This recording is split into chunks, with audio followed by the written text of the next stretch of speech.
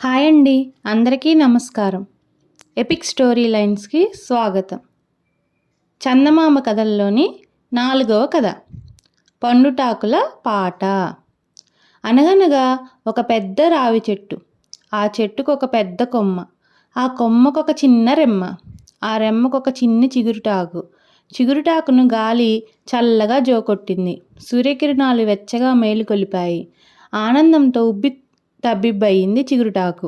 ఇంతలో ఒక పాట సన్నగా వినిపించింది. ఆ పాట చుట్టుపట్ల చెట్ల మీద నుంచి సన్నగా వచ్చింది. ఆ పాటను పండుటాకులు విన్నాయి. అవి కూడా పాట అందుకున్నాయి. రావి చెట్టు మీది పండుటాకులన్నీ పాడసాగాయి. చిగురుటాకు ఈ పాట విన్నది. ఈ పాట ఏమిటో దానికి అర్థం కాలేదు. పండుటాకులు రాలే వేలయింది అని చెప్పింది పక్క ఆకు. రాలి కింద పడడంలో ఆనందం ఉండి ఉండాలి అనుకున్నది చిగురుటాకు. రాలి కింద పడే భాగ్యం తనకు లేదే అని విచారించింది చిగురుటాకు.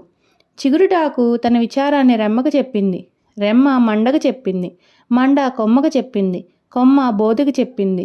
బోదె తల్లి చెట్టుకు చెప్పింది. తల్లి చెట్టు బోదెతో చిగురుటాకుకి ఈ విధంగా కబురు చేసింది. చిగురుటాకును విచారించవద్దని చెప్పు.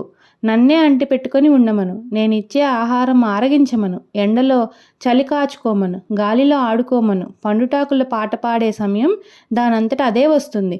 అప్పటిదాకా ఆగమను. ఈ పాట బోదె కొమ్మకు చెప్పింది. కొమ్మ మండకు చెప్పింది. మండ రెమ్మకు చెప్పింది. రెమ్మ చిగురుటాకుకు చెప్పింది.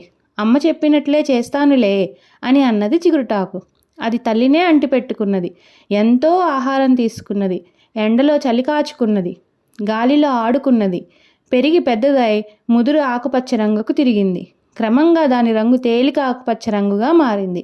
తర్వాత పసుపచ్చ రంగుగా అయింది. మళ్ళీ పండుటాకుల పాట వినిపించింది. పండిన ఈ ఆకు కూడా ఆ పాట విన్నది.